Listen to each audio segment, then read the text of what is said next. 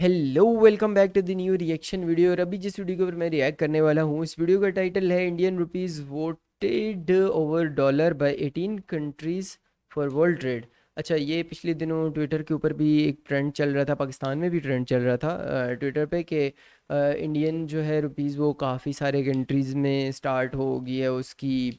मतलब ट्रेड आप उससे कर सकते हो, चीज़ें ख़रीद सकते हो डॉलर की तरीके से। आप मतलब जिस तरीके से हम लोग डॉलर एक्सचेंज करके तो हम लोग कोई ना कोई चीज़ इंपोर्ट करते हैं, बट यहाँ पर सीन थोड़ा सा डिफरेंट हो रहा है।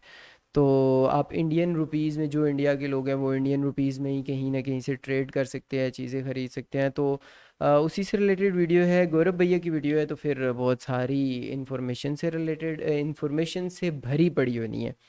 तो इस रील वीडियो की लिंक आप लोगों को डिस्क्रिप्शन में मिल जाएगा। अगर आप लोगों ने कोई मुझे वीडियो सजेस्ट करनी है तो आप लोग इंस्टाग्राम का लिंक भी डिस्क्रिप्शन में मिल जाएगा, आप लोग वहाँ पर मुझे सजेस्ट कर सकते हो।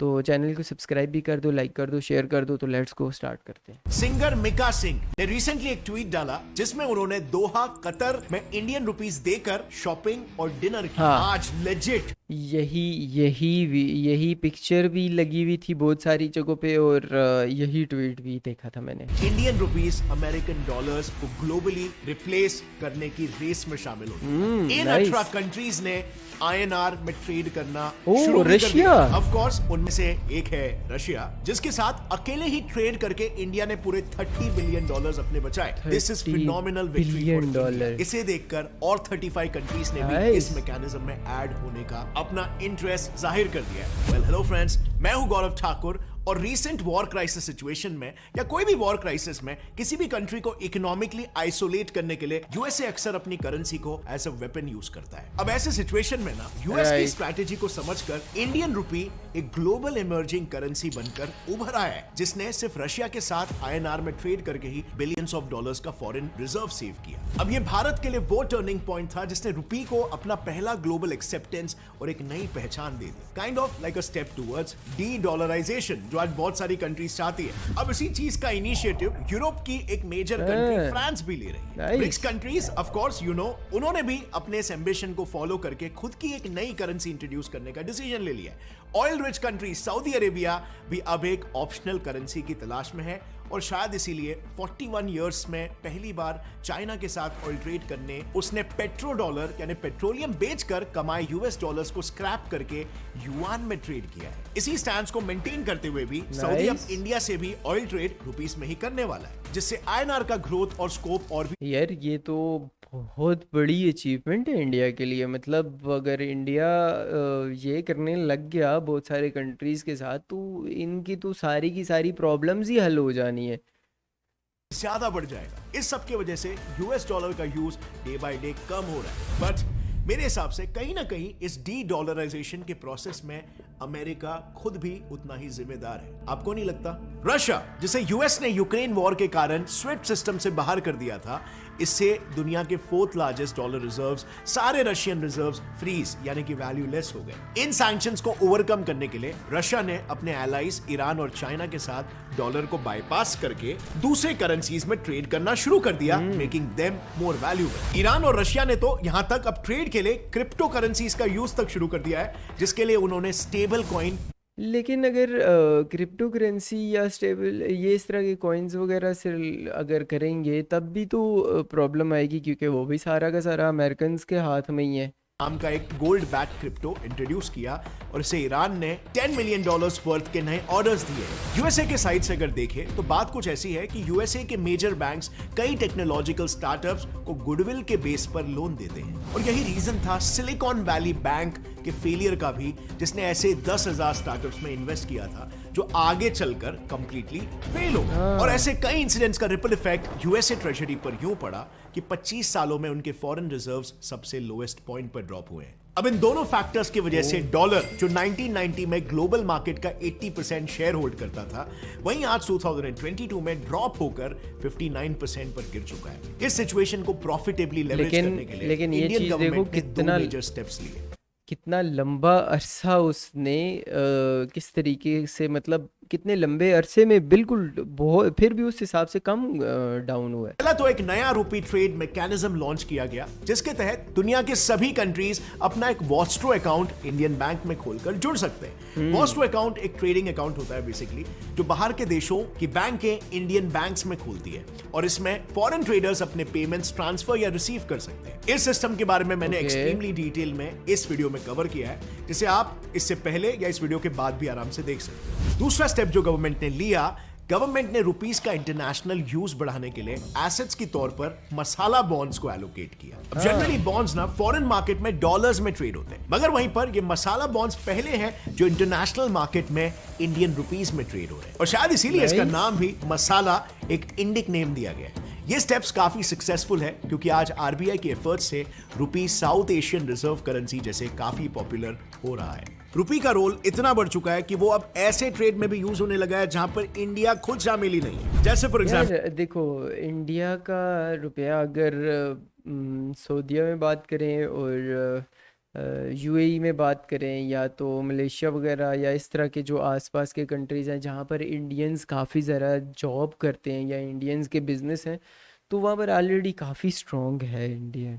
In the case of heavy dollar shortage facing Sri Lanka, अब वो ईरान से ऑयल इंपोर्ट करने के लिए इंडियन रुपीस का ही इस्तेमाल करने वाले हैं और इससे हमारी करेंसी पेट्रो डॉलर को रिप्लेस करके हमारी वैल्यू को और देश के ग्लोबल डोमिनेंस को काफी बढ़ाएगी। अब गवर्नमेंट सिर्फ यहीं पर नहीं रुकी, national payment corporation of India ने डिजिटल पेमेंट को प्रमोट करने के लिए यूपीआई सिस्टम्स को 13 कंट्रीज में लॉन्च किया। बेसिकली यूपीआई सिस्टम किसी भी ट्रांसफर्ड मनी को उन कंट्रीज के करेंसी कन्वर्टिंग कंपनी के थ्रू पे करती है, जिससे लोगों को ऐसा फायदा होगा कि वो दूसरे देशों में जाकर करेंसी एक्सचेंज के झंझट के बिना फ्रीली ट्रैवल कर सकेंगे। सो फ्रेंड्स, यहाँ पर क्लियरली दिख रहा है कि सिचुएशन इंडियन रुपी के लिए काफी बेहतर हो रही है, मगर इंडियन करेंसी का ग्लोबल डोमिनेंस कोई नई बात नहीं है। आई डोंट थिंक काफी लोग ये जानते होंगे, बट 1960s में इंडियन रुपीस एक या दो नहीं 20 से भी ज्यादा कंट्रीज की ऑफिशियल करेंसी थी। इंडियन करेंसी इतने लार्ज स्केल पर यूज होती थी कि लीगल टेंडर से लेकर पैसों से पेट्रोल खरीदने में भी रुपीस यूज होता था, जिसके कारण इंडिया को सेंट्रल बैंक ऑफ ईस्ट भी कहा जाता था। गल्फ में इंडिया इकोनॉमिक पावर होने के पाकिस्तान में भी काफ़ी अरसे तक कुछ इंडियन रुपीस चलते रहे थे। मेरे पास कुछ पुराना एक नोट था, जब बहुत पुराना एक नोट आया था जिस पे इस तरह का स्टेट बैंक ऑफ इंडिया कुछ इस तरह का लिखा हुआ था, जो कि पाकिस्तान के साथ भी मर्ज हुआ हुआ था, मतलब आप वो पाकिस्तान में भी यूज़ कर सकते थे।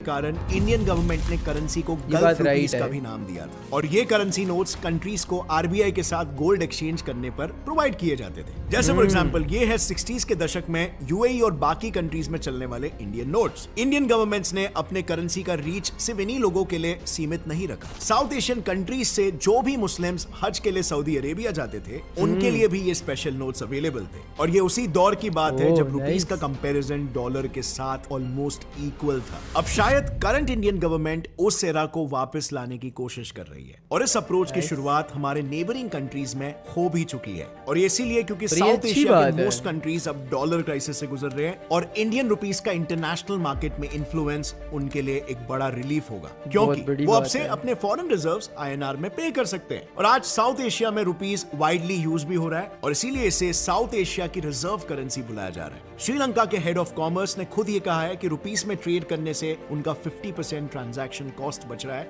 और डेली ट्रेड सेटलमेंट की वजह से वो पर ट्रांजैक्शन 30 से $35 बचा पा रहे हैं। इस एडवांटेज को देखते ही अब बाकी के कंट्रीज भी इस मैकेनिज्म का पार्ट बनना चाहते हैं, जिसमें से 35 से ज्यादा कंट्रीज ने अब आरबीआई के पास वॉस्ट्रो अकाउंट की ओपनिंग के लिए अप्रूवल प्रोसेसेस चालू करवा दिए। लेकिन इस प्रोसेस से सिर्फ देश का ही अच्छा नहीं हो रहा, छोटे लेवल के ट्रेडर्स को भी काफी फायदा मिल रहा है। अब ये मैं आपको एक एग्जांपल से समझाता हूं कैसे। तो देखो, ऐसा है ना, 1 करोड़ रुपए के गुड्स इंपोर्ट करने पर ट्रेडर्स को डॉलर्स में सामने वाले को पे करने के लिए 2% कन्वर्जन रेट देना पड़ता था, यानी 2 लाख रुपए ऐसे ही चले जाते थे। बट अगर पेमेंट के वक्त यूएस डॉलर्स का वैल्यू फ्लक्चुएट हुआ तो थोड़ा सा भी फ्लक्चुएशन उसमें और वैल्यू ऐड कर देता था। मतलब ट्रेडर्स के lakhs of rupees बस इन्हीं वजहों से चले जाते थे। बट क्योंकि अब कई कंट्रीज के साथ ट्रेड आईएनआर में होगा, ट्रेडर्स के काफी पैसे बचेंगे। साथ में हमारे करेंसी में ट्रेड करने पर उन्हें एडवांस पेमेंट रिसीव करने का भी ऑप्शन मिलता है, जो पहले यूएसडी में अवेलेबल ही नहीं था। था। एडवांटेजेस से ट्रेडर्स और एक्सपोर्ट बिजनेसेस को मॉनेटरी लेवल पर काफी बड़ा फायदा होगा और साथ ही कॉस्ट रिडक्शन की वजह से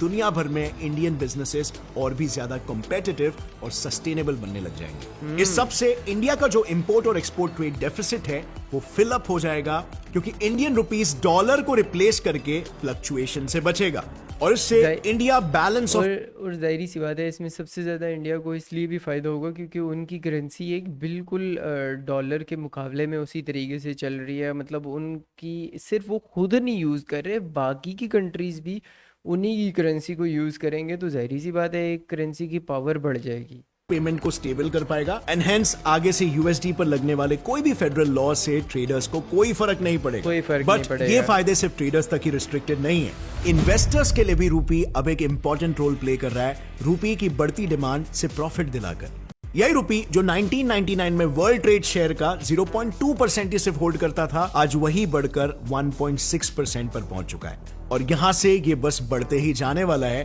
क्योंकि ट्रैजेक्टरी सेट है बॉस, और इससे आने वाले टाइम में इंडिया का रीजनल डोमिनेंस साफ नजर आने लगेगा। अब इस ग्रोथ प्रेडिक्शन को बैक करने के लिए फेमस इकोनॉमिस्ट नोरियल रूबिनी ने आईएनआर को लेकर यह कहा कि अब रुपी के राइज की वजह से आगे जाकर डॉलर का ग्लोबल शेयर 60% से 20% होने के चांसेस काफी हाई हो गए। उनके हिसाब से इंडिया जिस ग्रोथ रेट पर आज बढ़ रही है, अगर ये इतना गिर गया ना तो अमेरिका तो इंडिया के पीछे ही पड़ जाएगा, ये मैं बता रहा हूँ। अमेरिका नहीं देख सकता किसी को भी अपने मुकाबले में, तो उसने पीछे पड़ जाना है हाथ धो के इंडिया के आगे। उसे नेक्स्ट डेकेड में इंडिया का ग्लोबल प्रोडक्शन शेयर 15% से 20% तक होगा।